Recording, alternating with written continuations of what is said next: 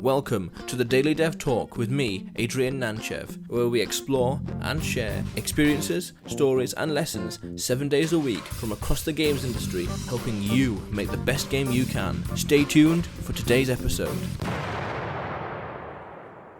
Good morning, Overload Nation. Welcome to another episode of the Daily Dev Talk, talking to game developers from across the world to bring you experiences, stories, and lessons 7 days a week. Today, I am joined with David Lloyd and Barney Cumming from Powerhoof to talk about their first game, Crawl. David and Barney, first, talk about how you got into the industry first. How long have you been in it? And what other games have you worked on? Okay, this is Dave. Hi. I've been in the industry maybe almost 10 years now. Really just got into games when I was in uni studying engineering, and I really liked programming, and I've always liked games. Since primary school, I've always thought like making games would be the best thing ever, but it took me a long time to realize that it's an actual thing I'd be able to do if I wanted to. Um, but after uni, and I was going to sort of do website stuff, website design or something like that. But then just was making little freeware games for fun, and then went for a couple of jobs in Melbourne, Australia, to see if I'd get a just because I thought, oh, I may as well try, see if I can get into a game studio, and just sort of got lucky and got a job at a game studio, and yeah, that's sort of how I got my start making games. Yeah, I think I started off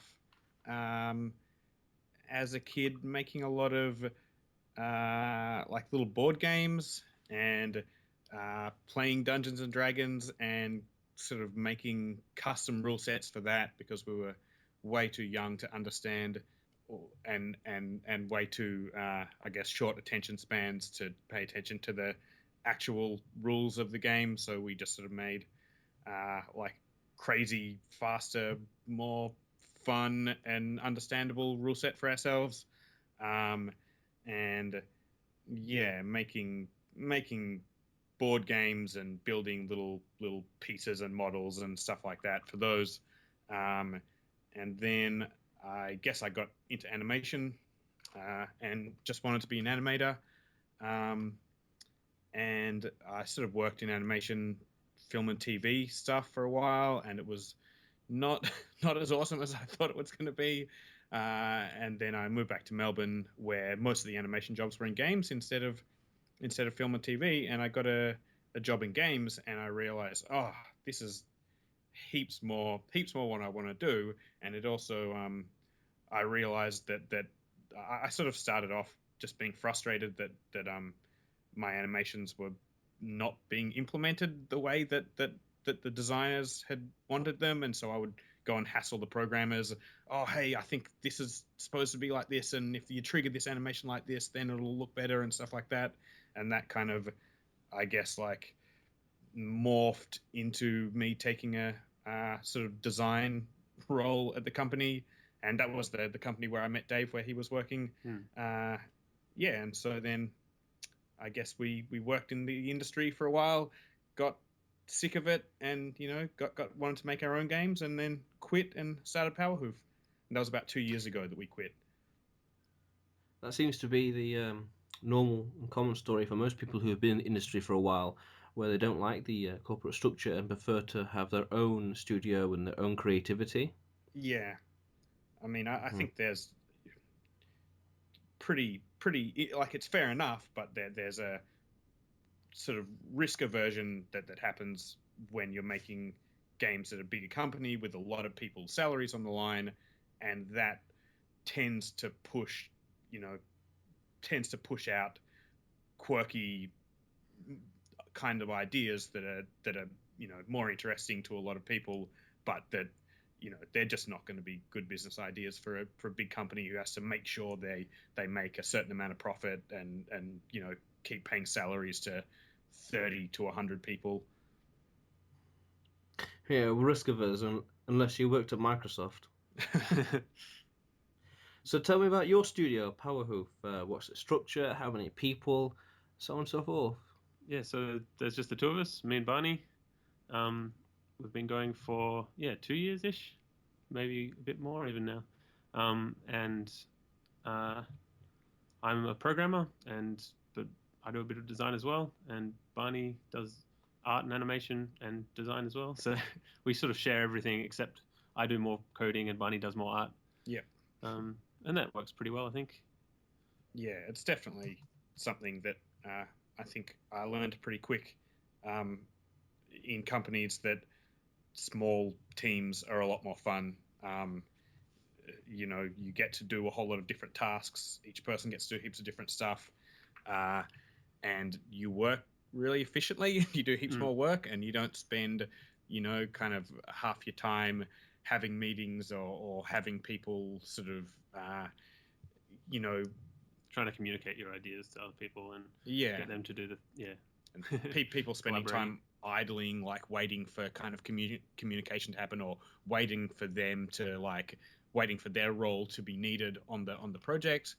So yeah, I think we were pretty keen about keeping things as small as possible. We've got a musician, Alex Yoda, who we have been getting to do contract work for us, and we'll contract bits and pieces here and there, but as much as possible. It's kind of fun to force ourselves to try and do even the things that we're not very good at, and then we're a little better at them for next time. To be honest, that's quite predictable. Yeah. The smaller the team, the more funner things are, especially if you know the people you're working with. Yeah. And you've been with them for a while, rather than people who you just met recently. Yeah, definitely. So let's talk about Crawl and what you wanted the player to experience. I liked this. It was the main menu stood out. So it was like insert coin rather than press start, and it was a lot more fast paced than I anticipated, and even like even the way the music and the way things the way the text not flashed, but when you hover over it changed size, and it had that pace of quickening, and even after the levels, well, it just felt so fast paced, and it was unusual gameplay as well. Unusual decision to have like your humanity restored and things like that. So tell us a bit more, because it's interesting. It's a cool game. Thanks. I think a lot of it's obviously inspired by sort of thematically a lot of old arcade games and stuff, and I think it's a little bit kind of the game that when I was playing something like Diablo, like when I was a kid, the game that I kind of was imagining that I would prefer to play, which was just like I loved the world and the loot and the monsters, and but I wanted direct control, and I wanted like it to be like an arcade game, and so yeah, it kind of grew out of a game jam, the not serious multiplayer game jam that we just like local multiplayer games, and they're fun to make and they're fun to play together, and they're a kind of thing where so much of the content actually comes from the silly dynamics between the people that you haven't actually built all of that content. It's just you've kind of given them some tools to harass each other with, and then they kind of make most of the fun themselves. And so that was a kind of a good philosophy that was a big part of the start of Crawl. Mm-hmm. Just for the audience who have not played the game, could you just explain the gameplay and the whole premise a little bit, please? Yeah. So basically the idea is you get a few friends around and you sit on the couch and you've all got a controller, and one of you is the hero exploring these dungeons, and the other players get to spawn in as monsters and attack you and jump into traps and try and kill you. And if they kill the hero player, they instantly swap places and become the hero, and then they get to explore the dungeon. And then it culminates with a big boss battle when one of the players has reached level 10, and all the other players all get to sort of jump in different parts of the boss and try and kill the hero. So it's really initially, really about getting friends around and sort of crawling through this dungeon and trolling each other, I guess, was a big part of it, making the fun themselves. And we've sort of been adding bots and things like that, so you can play it by yourself as well. And but initially it was really going to be intended to be like a dungeon play. You just play with a dungeon crawler. You play with friends and very hyper active and yeah, I don't know. Yeah, it's definitely built very much with that local multiplayer thing in mind. Like the addition of bots is something that we realized pretty early on. We'd be crazy if we don't do it. And we've been actually really surprised to see how well it goes. Single player against the bots. I mean, I play like that all the time, but the core of it is really, I guess, the silliness between the players when they're kind of winning and losing against each other and stealing each other's kills and stuff. Yeah, when I first played it, I didn't fully understand what was going off, and it was just at least three people in the middle of a room.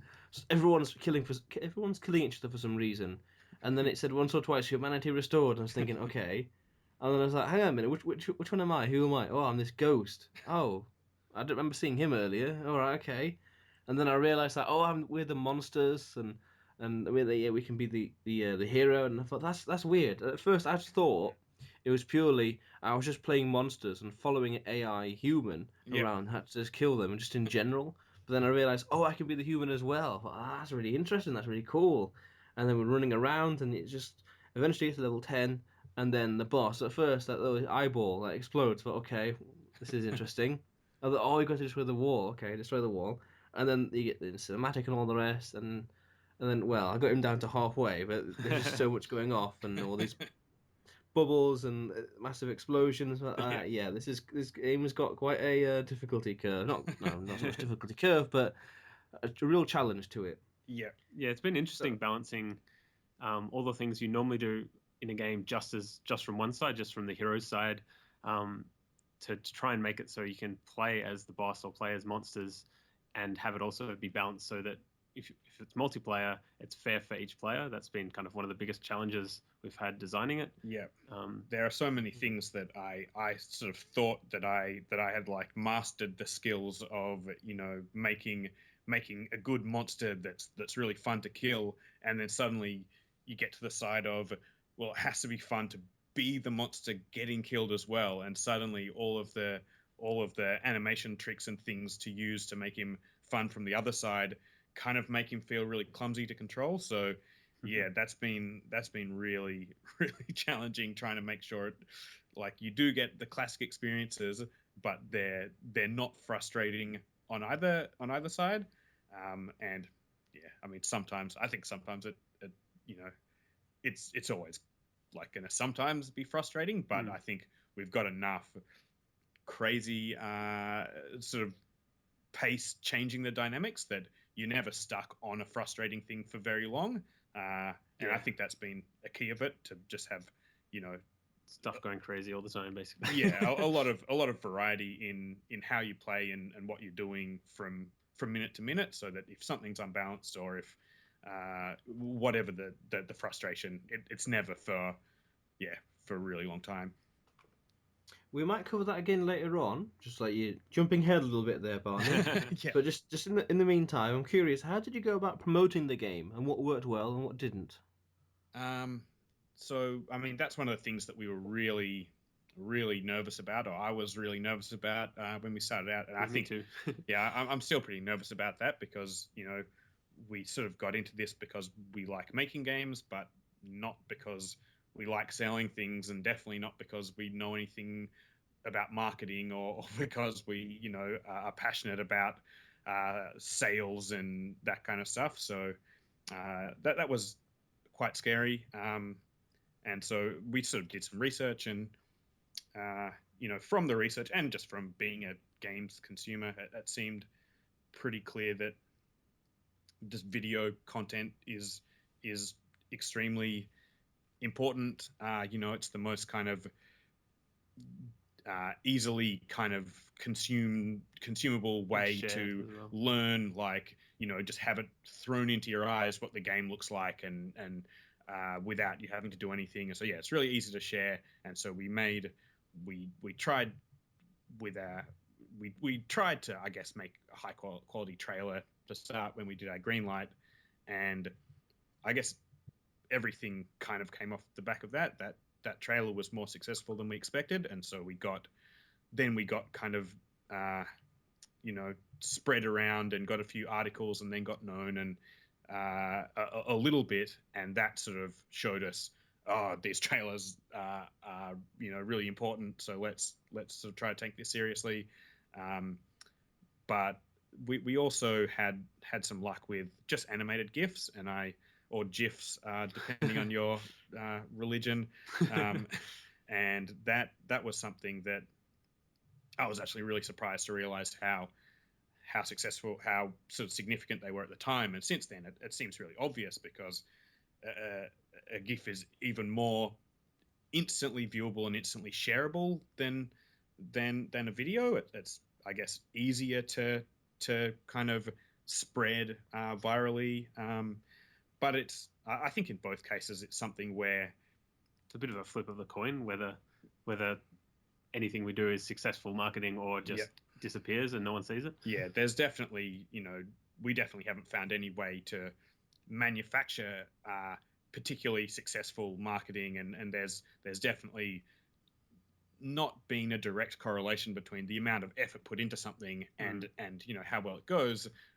It's more been a bit circumstantial, and the few pieces of marketing that we've done that have gone really well, I guess, have tended to have a new exciting story that people haven't heard before associated with them. So the first trailer of the game, where people sort of hadn't heard of the concept of the mechanics and hadn't seen the art style before, I think that and hadn't heard our narrator doing his voiceover job before. I think that was pretty effective. And when we had a delay to our launch, and I felt really bad, because we just told all these people the launch date, and so I sort of made this comedic animated GIF to sort of try and apologize and placate people, and that ended up actually getting sort of spread around a lot, and getting lots of views and getting us some good publicity. But so the story of that was really what made it so big, that it was just a sort of a bit of a joke, but it was also about our real life struggle, and so it was not, it's not something that we could really sort of manufacture again. So yeah, I think I feel like we've done really well with our marketing for Crawl, but at the same time, we don't really have much confidence that we're very good at marketing still. Yeah. Mm-hmm. Well, that's interesting. GIFs for marketing. I've seen on some Kickstarter pages people have the GIFs on the page, but didn't think anything of it. It was just animation in the background. Yeah, like, so when we do a sort of mail anything to press or things like that, we tend to try and include an animation, like in a GIF, that, because a lot of press, a lot of websites, game websites and stuff, just like to have something, like they want to write a bit of text and they just needed something to show. And if you've got a little animation, that's really easy for them to show. Yeah, so that's sort of been good. And because the game's quite animation heavy, it's stuff that we it's in our abilities to be able to do that. Yeah, it definitely makes it more. It makes the job easier, and an easier sell to a website to just have a flashy little GIF to put up, instead of having to try and explain a sort of concept to people who haven't seen it before, and on Twitter and Facebook, and everywhere, an animated GIF is just so easy. You read it exactly, so easy to just repost and relink. So yeah, I think if anything, they're potentially more effective than the trailers. But like, I guess, a lot of social media stuff, no one has it all a handle on, like, just harnessing how to make them super effective every time. It still depends on a lot of crazy fluctuating circumstances that are out of our hands. Oh, definitely, I understand. How did you go about funding the game, and what methods worked and what didn't work well?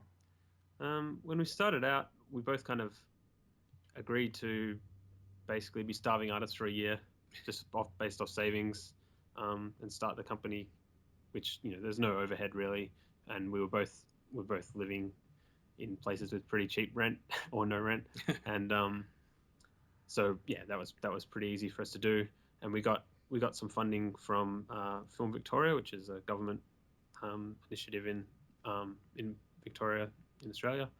And that was initially a loan, and that helped a bit, especially with our confidence that other people who sort of knew what they were doing were willing to give us some money to help us. Yeah. Made us feel like, oh, okay, this is something we should, we're doing this properly as a proper business. Yeah, if not Film just- Victoria is yeah. willing to, consider, like, take our game seriously enough that they expect us to be able to pay back this funding, then, Yeah. that made us feel like, yeah, we look professional enough in the eyes of others that maybe we should stop panicking so much. Yeah. So primarily off savings, and really we didn't have to spend much. Yeah, so we worked in the industry for the last 7 years or whatever until we did this, and I'm sort of living at home in my mum's garage, and living very cheap because I sort of felt like all the savings that I had, every however many $1,000 was like one more month that I could afford to to try this out before I had to sort of go back to work. So I guess the main thing that has worked for us is small team, only trying to pay 2 people's salaries, and just really low overheads. So we're not like the tiny bit of outsourcing we have done to to our musician, that's been really valuable, but we've, wherever possible, just done everything ourselves, so that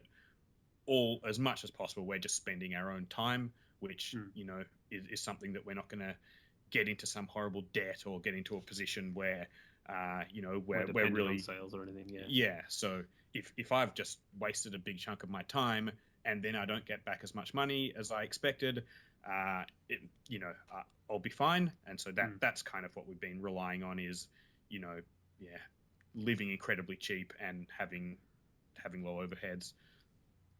So there's definitely been circumstances where I've been researching other games and sort of looking to see how profitable I think they are, and looking at their sales and thinking, oh, these guys are doing really well, they're probably making good salary. And then I realized that there's, say, 7 people on the project, and I realized that's being split between 7 people over 2 years development, 2.5 years, plus and office space and things. Yeah, that instantly just gets whittled down to next to nothing when you've got a significant full team. And Cool, that's really interesting. Keeping it low, and that's it. Just keeping it low. Yeah, there's not much there in general, especially a 2-man team. Project, yeah, exactly. I think we'll be a bit more confident going into the next one, but we definitely wanted to avoid Kickstarter and borrowing money. But I'm very aware that some people aren't in the situation where they have some sort of work savings to rely on, and those options can be really good. But I think if at all possible, to avoid, like, if you don't have to be borrowing and you don't have to be doing Kickstarter, then it'll be better for the quality of the game to not do that and not be sort of beholden to somebody else or a whole lot of someone else's sort of business needs, or a whole lot of backers to do things a certain way. Or publisher. Yeah, exactly, or a publisher. No strings on me. Yeah. So what was cut from the game and why? The big one's probably online multiplayer, which is something that made sense from the start to try and do, but turned out to be, it would have taken us forever. Yeah. So we're almost definitely not doing online multiplayer anymore. Yeah. I mean, it's still one of those things that every like couple of months we think, oh, actually maybe we could do it if we just did this and that and that, and then it sort of dawns on us how huge the task is going to be, and considering how long it's taking for us to do everything else, it's like maybe it's not the best idea to do that. I mean, I guess for me there's a lot of mechanical stuff. I mean, the quantity of bosses is not going to be sort of where we'd like it to be. I think I'd love to have 15 bosses, but they just take such a long time to get right. But there's a few things that maybe for Crawl 2 that are sort of sitting on the cutting room floor. That there's concepts that I'd really like to explore with having different dynamics other than just the one hero, three monsters, where you walk into a room and then for a short period of time it's two heroes versus two stronger monsters, or things where it's three heroes versus like one person controlling a super powerful monster, and things where you're playing more different roles than just hero and monster, where you might you can use the ghost to jump into an NPC and sort of play his role for a short period of time, maybe make him choose between a few dialogue options that would kind of shape the direction of the next combat encounter and things like that, where we can't let this blow out and be like a 5-year project, so we've got to keep it simple. But there's definitely a lot more room to experiment and a lot more things that I think we'd get some great stuff out of if we had infinite time that we've just got to say goodbye to. Oh, well, you heard it here first for Crawl 2 and stuff yet to come. Hypothetical. Mm-hmm. What was the biggest thing that you learnt while working on the game? Probably more all the business stuff, which is so boring and not particularly enjoyable. But I mean, going ahead to the next project, I think that's the biggest thing, like that I feel like in terms of how we've grown as developers, is now we know how to release a game all by ourselves with no publisher and no one else helping us really. And before it was just this mystical thing that there's these people who just release a game and on Steam or something, and I don't know how they do it, but those people are cool, or we don't want to be like them or something.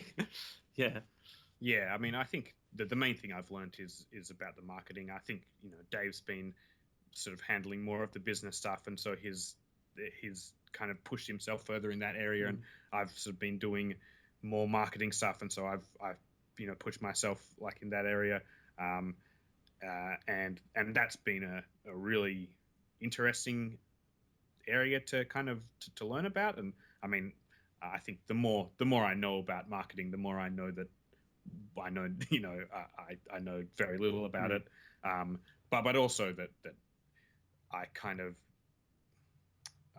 the people who do know a lot about it still aren't.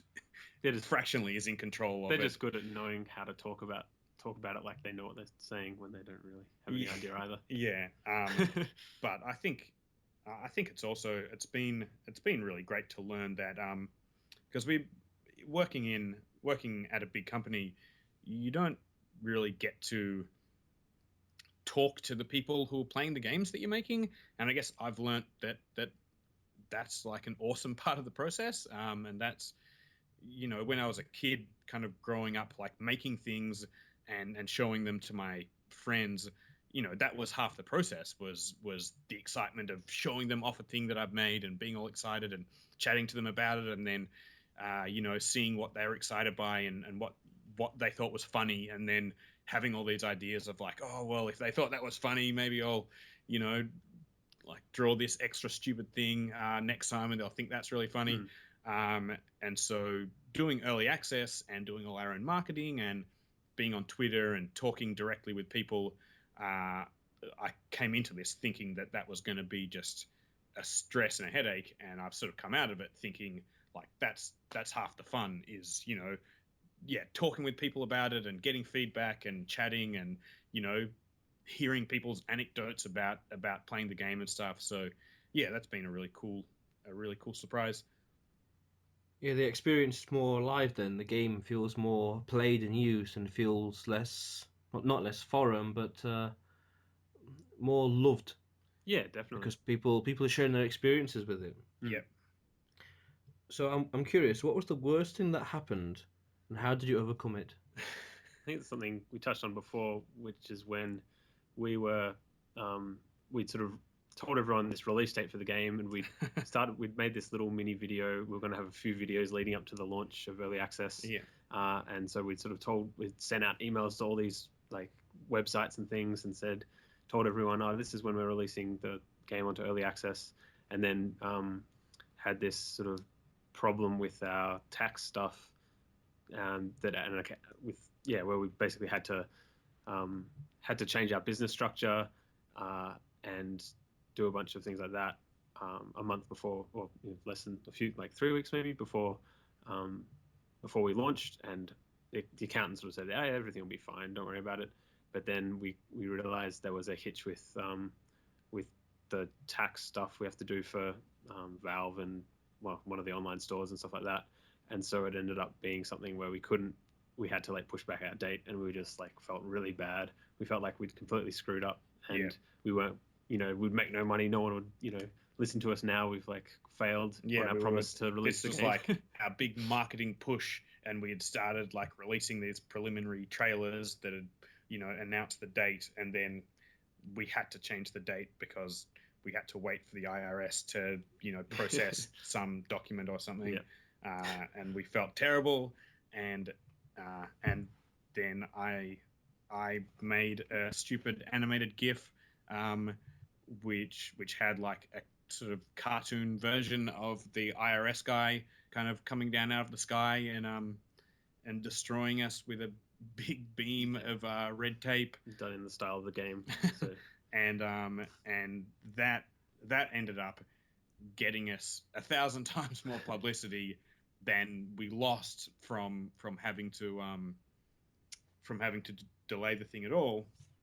And I think and that really, I guess that was good in hammering home and teaching us that as an independent developer, you actually have some kind of extra stuff that you can sell, which is yourself and your struggle and anecdotes and personal story. And that, working at a big company, you're without that. And because so much marketing is so sterile and so carefully managed, that people actually respond really well to seeing a bit of honesty and like the animated GIF just basically said, "Oh, sorry, we screwed up. We're idiots," and that's sort of the kind of thing that a bigger company, I guess, tends to not be in a position to be able to do in such a straightforward way. And we were like, "Oh, actually, this is a bonus. This is actually something that we kind of gained out of, and people really enjoyed that." And so, yeah, that made me feel like you do have another product that people are interested in, which is just the people making the game and their sort of silly ups and downs. And so, yeah, I guess since then I've been a bit more aware of, or tried to be a bit more aware that, our silly escapades are kind of something that are interesting to the public, and not something that, you have to keep hidden and keep your marketing on point. People find it a lot more interesting to have an anecdote about something and not get as much product than they do to just get the same product they expected but no interesting story. I think there's an interesting lesson there. One, there's a good potential boss for Crawl 2. Little taxman that comes out. I can imagine the sky. I can imagine like an earthquake and ground breaking apart, and there's this man with a massive suitcase that comes down from his eyes or his mouth, and some sort of red beam just starts firing at the player. And that's an interesting marketing idea as well. Attack the taxman. Yeah. Insofar as everyone has your sympathy then. Yeah. Yeah. It's a human story. Yeah. Well, Chris, that story as well. That is actually something that I think I've sort of learned at other companies, is nothing brings people together more than sort of a shared enemy is maybe a bit strong, but a shared problem or a shared something to complain about. And so I guess, from that angle, everyone relates to hating the IRS man. So cool. And what is What was the best game dev purchase you made? Whether it was a software license, or a top quality piece of hardware or equipment, or simply a comfortable chair and a good desk? I haven't bought too much. I bought a mechanical keyboard which I love, really noisy, clickety clacky. We bought Unity licenses and we've been using Unity and that's been really good. Yeah, very happy to be using Unity. Yeah, after sort of developing using in-house tools written in C++ for a long time, it's nice sort of having most of the busy work of making the game sort of done, or at least something where you've got something to start with and be able to put content in really quickly from the start, but then you can still edit and tweak how you want. Yeah. When you say mechanical keyboard, are we talking steampunk here or? No, it's so basically, those old keyboards that were really clickety clacky, Like for typewriters? yeah. Oh, okay. Yeah, those big grey IBM classic Yeah, I thought so. with the really loud Yeah. keys. Okay. I thought Yeah, it so was the- I thought it was made of steel and somehow ran on it's not steam that or exciting. something like Cogs. that. It does sound more exciting than it is. That's what I was imagining then. Okay. I And use a Wacom Cintiq, which I really enjoy for drawing. It's just a screen for drawing sort of directly onto the screen, and that's definitely. I mean, I think we sort of work really low resolution, and it's within the realms where it's perfectly fine to draw with the mouse. But I definitely find it a lot quicker and a lot more natural to be holding a pen in my hand and putting colors down directly onto a thing, and using the sort of Wacoms that sit down on the desk and drawing on the screen with that. I just always felt like there was just a level of like indirection between drawing and having it come up on the screen that was frustrating. So yeah, the Cintiqs are really good. mm-hmm. And what game developer related book, lecture, or learning resource can you recommend? The internet.